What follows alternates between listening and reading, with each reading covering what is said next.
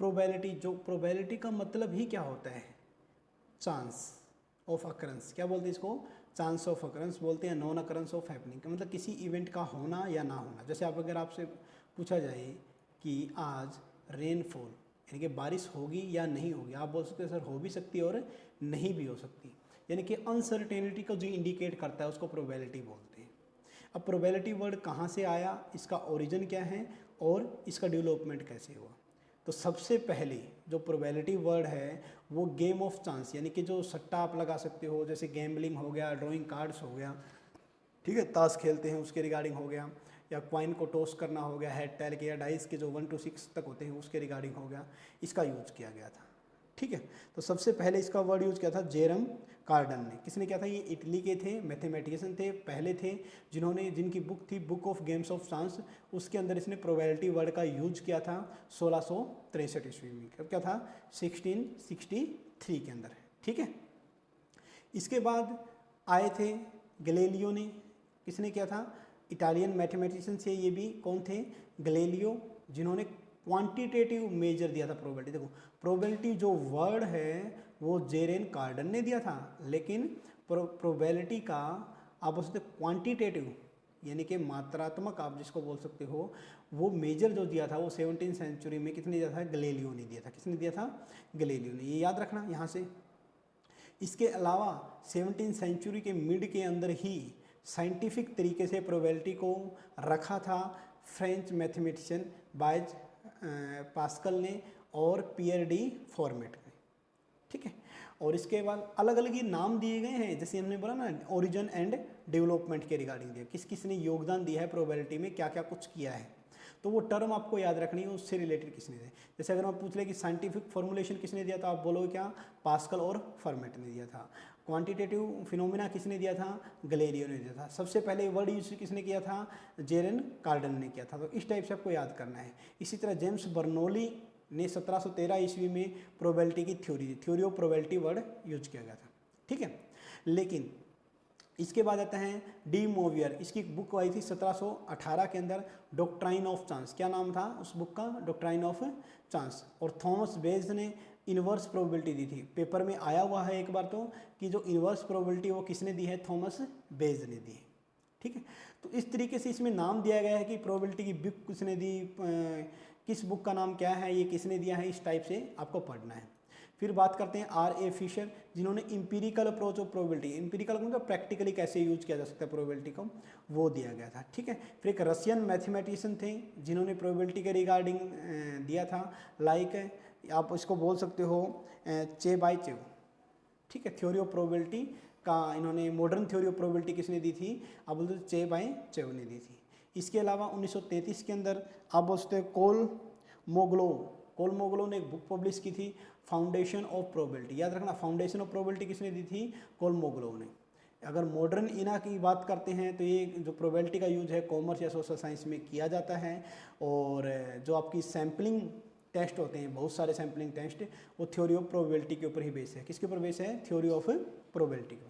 तो ये आपने जाना पूरी हिस्ट्री। इसके अलावा कोई ऐसा बाहर से कंसेप्ट नहीं है जो प्रोबेबिलिटी का आपको पढ़ना पड़ेगा। सारा का सारा जो जितना डिटेल में था, सारे पॉइंट हमने यहाँ पर कंसीडर करने की कोशिश की है। अब बात करते हैं इंपॉर्टेंस ऑफ प्रोबेबिलिटी। प्रोबेबिलिटी की इंपॉर्टेंस को 5 पार्ट्स में डिवाइड किया गया है। ये मोस्ट इंपॉर्टेंट है, यहाँ से क्वेश्चन आ सकता है। मैं बताता चला जाऊँगा कि प्रीवियस ईयर में कहाँ कहाँ से क्वेश्चन आए हैं या बन सकते हैं MCQ आपके। ठीक है, तो fundamental of law of static, तो जो लॉ ऑफ स्टैटिक के फंडामेंटल है उसको 2 पार्ट्स में डिवाइड किया जाता है। एक तो आता आपका स्टैटिकल रेगुलरिटी, एक आता है इनर्शिया ऑफ लार्ज नंबर। जो स्टैटिकल रेगुलरिटी होती है उसके 2 पार्ट होते हैं, सैंपल इन इज रैंडम, कि रैंडम जो सैंपल होना चाहिए वो रैंडमली लेना चाहिए, और सैंपल का साइज क्या होना चाहिए, वो sample size is large, sample size is large आप बोल सकते हो। ठीक है, और दो सेकंड जो लॉ है इनर्शिया ऑफ लार्ज नंबर, इसके अंदर सैंपल साइज लार्ज होना चाहिए, लेकिन वो क्या हो सकता है, दूसरी इसके क्या बोल सकते हो सर, वो रैंडम भी हो सकता है और नॉन रैंडम भी हो सकता है। क्या हो सकता है, रैंडम और नॉन रैंडम दोनों हो सकता है, यानी कि रैंडम होना कंपलसरी नहीं है, बस इनके अंदर यही डिफरेंस है।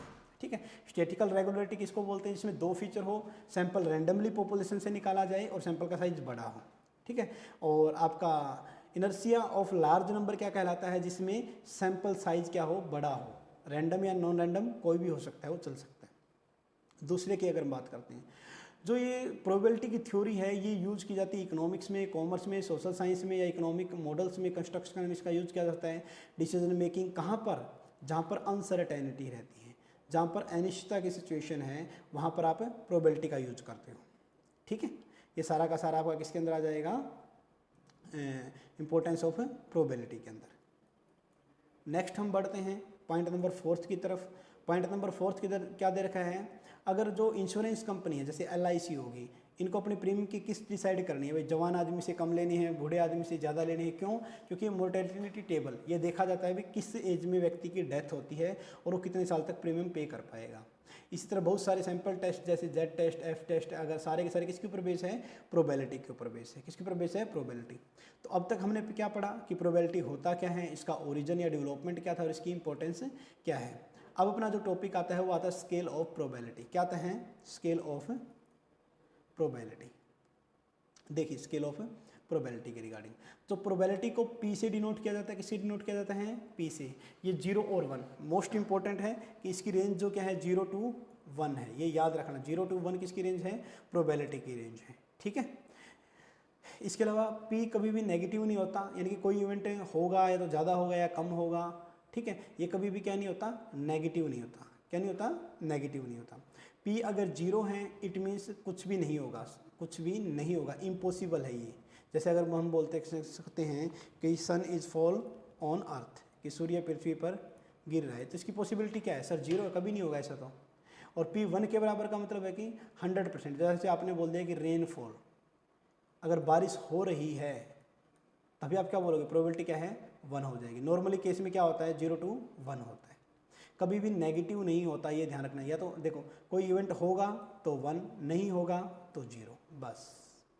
ठीक है, और अब अपने जो टॉपिक में जो सिलेबस में दे रखा है वो बात की गई थी scale of thought of probability. तो scale of thought of probability को 4 पार्ट में डिवाइड किया गया है, नंबर 1, नंबर 2, नंबर 3 और नंबर 4 के रिगार्डिंग। नंबर 1 क्या दे रखा है, क्लासिकल अप्रोच, जिसको प्रायर प्रोबेबिलिटी बोलते हैं, और priori probability, empirical approach, posteriori probability बोलते हैं, रिलेटिव फ्रीक्वेंसी डिस्ट्रीब्यूशन बोलते हैं, फिर सब्जेक्टिव अप्रोच और फिर अप्रोक्सीमेटिक। क्या आता है, अप्रोक्सीमेटिक अप्रोच, अप्रोक्सीमेटिक अप्रोच बोलते हैं इसको। तो ये चारों के चारों आइए पढ़ते हैं 1 by 1 हम।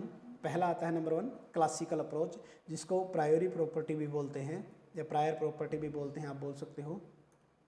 तो नंबर 1 क्या आता है, classical approach. It is oldest और सिंपलेस्ट अप्रोच है प्रोबेबिलिटी, यानी गैस करने की, प्रॉब्लम को सोल्व करने की। किस चीज़ की प्रॉब्लम सोल्व करने के लिए इसका यूज़ किया जाता था, जैसे क्वाइंस का, भाई हेड कितनी बार आएगा, टेल कितनी बार आएगा, डेक ऑफ कार्ड जो ताश के पत्ते हैं उनके रिगार्डिंग, या डाइस जो आप लूडो खेलते हो उस डाइस के बारे में बात कर रहे हैं। ठीक है, तो इसके अंदर अजम्पशन क्या मानी गई थी कि जो आप जैसे है, आप मान लें क्वाइन का एग्जांपल लेते हैं, ज़्यादा आप कंफ्यूज भी नहीं होगे ना।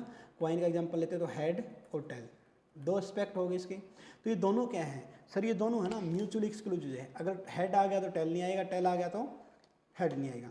ठीक है, ये बात तो सिंपल है, म्यूचुअली एक्सक्लूसिव है। अच्छा जी, चांस कितने हैं, भी हेड आने के चांस कितने हैं और टेल आने के चांस, आप बोलो सर इक्वल है। क्या है, इक्वल है। तो इक्वल को क्या बोला गया, इक्वली लाइकली। क्या वर्ड यूज किया गया है, इक्वली लाइकली। मतलब अजम्पशन ये मान के चले हैं क्लासिकल प्रोबेबिलिटी में कि जो आउटकम है, आउटकम तो जो रिजल्ट आएगा किसका, रैंडम एक्सपेरिमेंट। भाई आपने कोई कॉइन उछाला, अब ये नहीं कि शोले वाला जो आप बोल सकते हो कि अमिताभ बच्चन वाला कॉइन वो दोनों साइड हेड या टेल है, ऐसा कुछ नहीं होना चाहिए। ठीक है, अजम्पशन क्या मानी गई है, जो रिजल्ट आएगा किसी भी रैंडम एक्सपेरिमेंट का वो इक्वली लाइकली होगा, मतलब हेड और टेल दोनों के आने के चांसेस बराबर होंगे, और साथ के साथ म्यूचुअली एक्सक्लूसिव होगा। हेड हो गया तो टेल नहीं आएगा, टेल हो गया तो हेड नहीं आएगा।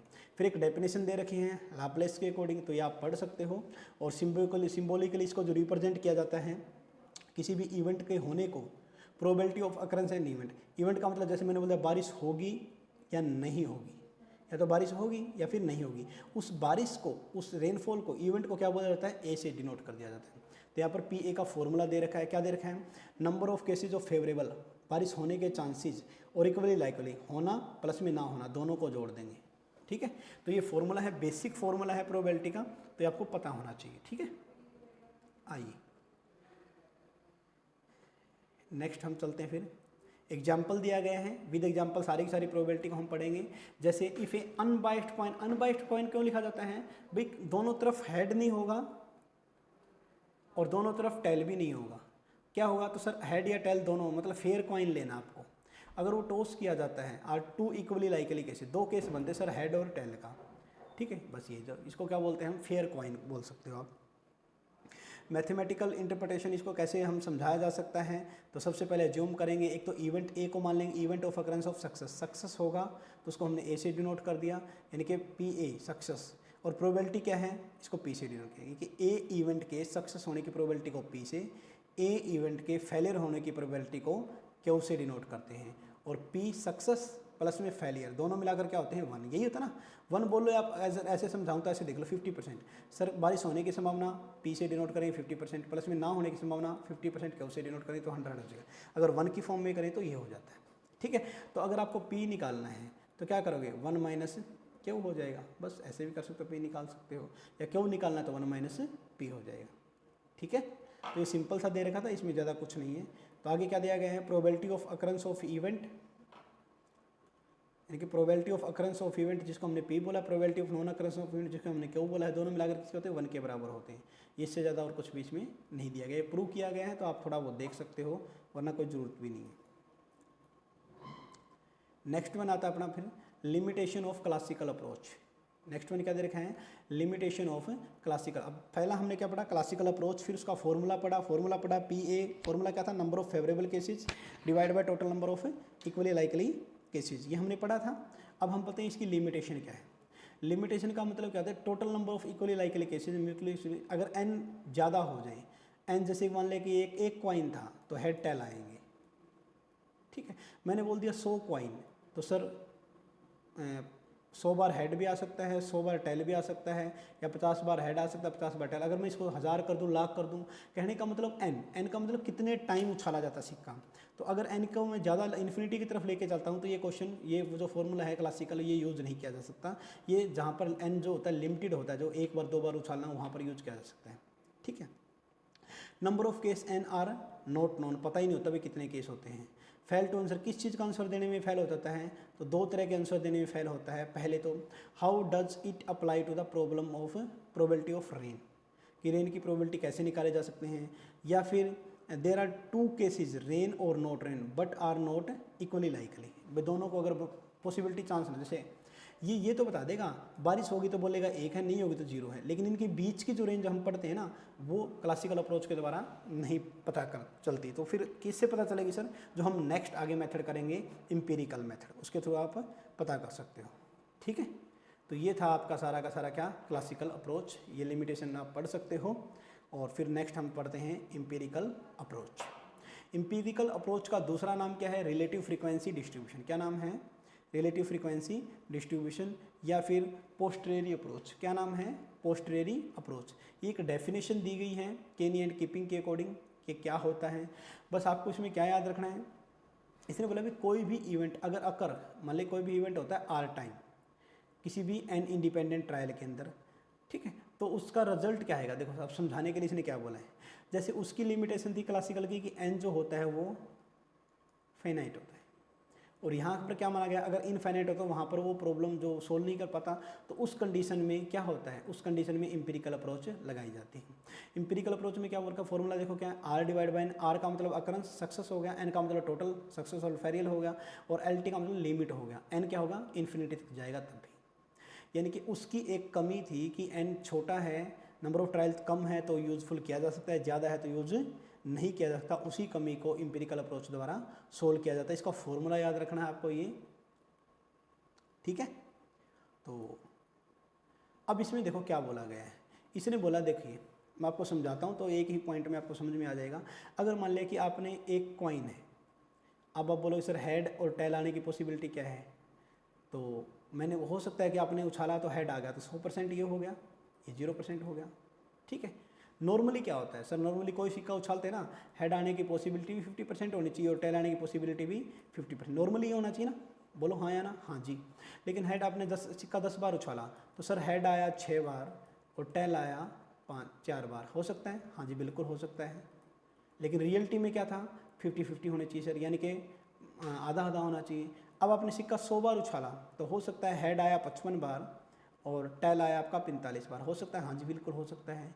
आपने सिक्का 1000 बार उछाल लिया, लाख बार उछाल लिया तो हो सकता है सर कि हेड और टेल जो है वो 50-50 आ जाए, हाँ या ना, सॉरी 500-500 आ जाए, कितने कितने आ जाए, 500-500 आ जाए। तो आपने देखा कि नंबर ऑफ ट्रायल, क्या देखा, नंबर ऑफ ट्रायल, जिसको एन बोलते हैं, इनको सबको क्या बोलते हैं, सबको एन बोलेंगे, ठीक है। आपने देखा कि नंबर ऑफ ट्रायल को बढ़ाने से जो रियलिटी में सिचुएशन होनी चाहिए 50-50 वाली, उसकी तरफ हम बढ़ते हैं, ठीक है। अगर नंबर ऑफ ट्रायल कम रखे जाते हैं तो वो रियलिटी से थोड़ा सा दूर रहता है, क्या रहता है, रियलिटी से थोड़ा दूर रहता है, वही इसमें बताया गया है। तो ये आपका क्या कहता है, एन इन्फिनिटी होगा तो रिजल्ट एक्यूरेट आएगा, पॉसिबल जो प्रोबेबिलिटी है उसको हम इजीली गैस कर पाएंगे। अब डिफरेंस दे रखा है दोनों मेथड्स के अंदर। पहला आता है क्लासिकल अप्रोच, फिर आता है एम्पिरिकल अप्रोच। क्लासिकल अप्रोच के अंदर क्या दिया गया है, normally applied in the problem dealing with dice या कार्ड्स की प्रॉब्लम को डील करने में क्लासिकल अप्रोच यूज किया जाता है, और पास्ट एक्सपीरियंस के बेस पर, ठीक है। It is based on the past experience has widely utilize in the practical life. Empirical का मतलब ही प्रैक्टिकल यूज करके देखना, वो आ जाएगा। ये थ्योरी पे बेस है, ये एक्सपेरिमेंट पे बेस है। प्रोबेबिलिटी डिटरमाइन मोर इजीली, ये तो आसान होता है और इसके अंदर बहुत सारी प्रॉब्लम को फेस करना पड़ता है प्रोबेबिलिटी को डिसाइड करने के लिए। खासकर इसका प्रैक्टिकल यूटिलिटी होती है जो आप बीइंग फाउंड किया जा सकता है प्रिपरेशन और इंश्योरेंस मोर्टेलिटी, कहाँ पर, इंश्योरेंस कंपनियों में इंपेरिकल अप्रोच को ज़्यादा यूज किया जाता है, ठीक है। तो ये हमने क्या किया, पहला मेथड और दूसरा मेथड हमने पढ़ा। अब हम नेक्स्ट हम बढ़ते हैं थर्ड मेथड की तरफ, जिसको हम क्या बोलेंगे, सब्जेक्टिव मेथड। क्या बोलते हैं, सब्जेक्टिव मेथड बोलते हैं।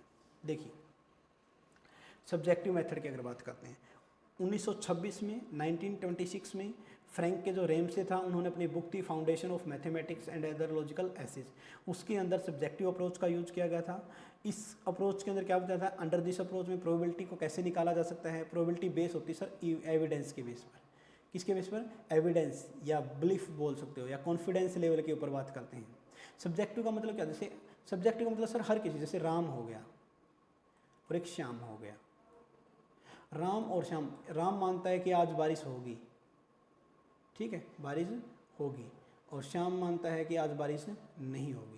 तो ये क्या है सर, ये सब्जेक्टिव है। प्रोबेबिलिटी क्या है, एक सब्जेक्टिव नेचर की है, क्या है, एक सब्जेक्टिव नेचर की हो सकती है, ठीक है। हर किसी का कॉन्फिडेंस, बिलीफ, एविडेंस अलग अलग होते हैं। एक एग्जांपल से अगर आप समझने की कोशिश करोगे तो एग्जांपल दिया गया है, मान लें कि एक टीचर दिया गया है और उसने पॉसिबिलिटी लगाई कि उसके एक स्टूडेंट हैं, उसका जो एग्जामिनेशन है, ठीक है, उसका क्या है, एग्ज़ाम दिया गया है, उसके रिगार्डिंग बात की गई है, ठीक।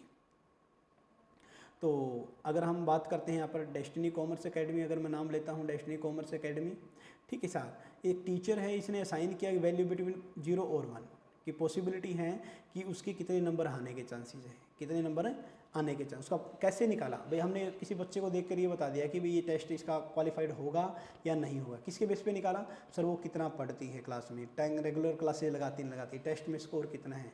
ये सारा का सारा क्या कहलाता है, ये सारा का सारा आपका, आप बोल सकते हो सारा का सारा सब्जेक्टिव अप्रोच कहलाता है। क्या कहलाता है, सारा का सारा सब्जेक्टिव अप्रोच कहलाता है। अब सब्जेक्टिव अप्रोच की भी कुछ लिमिटेशन दे रखी है, किसकी लिमिटेशन दे रखी है, सब्जेक्टिव अप्रोच की दे रखी है, ठीक है। Limitation of subjective approach, different individual में differ their degree of confidence regarding the same event. भाई हर किसी की जैसे बारिश होगी नहीं होगी के अलग अलग विचार होते हैं, आप ये मान सकते हो। डिफरेंट पॉसिबिलिटी होती है क्योंकि डिफरेंट परसेप्शन और एटीट्यूड होता है। मैथमेटिकल एक्यूरेसी इसके ना के बराबर होती है और डिसीजन मिसलीडिंग भी हो सकते हैं, यानी कि जो इसके द्वारा लिए गए डिसीजन क्या है, मिसलीडिंग भी हो सकते हैं। अब अगर मैं बात करता हूँ इसकी यूटिलिटी की, किसके बारे में बात करते हैं, यूटिलिटी की। It facilitate assigning problem to event which the number of data is, अगर डेटा अवेलेबल है तो सब्जेक्टिव अप्रोच का यूज किया जा सकता है। क्या है, data number, no objective data use available, no, यहाँ पर लिखना पड़ेगा नो ऑब्जेक्टिव। जब आप ऑब्जेक्टिव डेटा दे ही ना रखा हो तो क्या करना पड़ेगा सर, फिर अपने को अपने दिमाग का यूज़ करना पड़ेगा, सब्जेक्टिव मेथड यूज करना पड़ेगा। इसका this approach can also be extended to combination of subjective and objective. Subjective और ऑब्जेक्टिव डेटा का मिक्सर यूज़ करना हो तब भी यहाँ पर क्या जा सकते हैं। जैसे अगर कोई आप गवर्नमेंट जॉब का एग्जाम देते हो तो जैसे बोलते हैं प्री है तो उसमें MCQ आएंगे सर, मेंस है उसमें रिटर्न आएगा सर, लिखना पड़ेगा आपको। तो ये क्या कर दिया, ये हमने कम्बिनेशन यूज़ किया। रिटर्न का मतलब होता है सब्जेक्टिव, ऑब्जेक्टिव, MCQ का मतलब होता है ऑब्जेक्टिव का यूज किया जा सकता है। ठीक है, नेक्स्ट वन बात करते हैं हम अप्रोक्सीमेट अप्रोच। किसके बारे में बात करते हैं, अप्रोक्सीमेट अप्रोच। अब अप्रोक्सीमेट का मतलब होता है जैसे कि आप है ना प्रोबेबिलिटी गैस तो कर रहे हो किसी के बारे में, जैसे बारिश होगी या नहीं होगी, लेकिन कोई ना कोई लॉजिक लगा रहे हो साथ में। क्या कर रहे हो, कोई ना कोई लॉजिक का यूज़ कर रहे हो। जैसे अगर ज़्यादा गर्मी होगी तो बारिश होने की संभावना ज़्यादा होती है। ह्यूमिडिटी हो जाती है ना, कई बार सांस नहीं आता या हवा नहीं चल रही उस टाइप से, या तो ह्यूमिडिटी के कारण आप बोलो सर ज़्यादा गर्मी तो बारिश होने वाली 2-4 दिन में। या फिर मान लीजिए आकाश में बादल छाए हुए तो आप बता सकते हो कि बारिश होने की संभावना है। इसको बोलते हैं अप्रोक्सीमेट अप्रोच। ये किसने दी थी, ये दी थी A.N. कोलमरोग्रोव ने।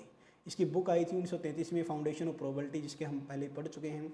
इसके अंदर क्या है, कोई प्रोबेबिलिटी की प्रिसाइज डेफिनेशन नहीं दे रखी है इसे। इसके अलावा rather given certain approximates of the probability theory. भाई प्रोबेबिलिटी की कोई फिक्स डेफिनेशन नहीं है, हर किसी को अपने सुविधा के अनुसार प्रोबेबिलिटी की डेफिनेशन को देता है। इसके अंदर 3 चीज़ों को इंक्लूड करते हैं। Whole field of probability theory for finite sample space is based on the 3, आप बोल सकते हो कि अप्रोक्सीमेट बोल सकते हो या एग्जामो बोल सकते हो। तो पहला क्या दिया गया है, देखिए तीनों के तीनों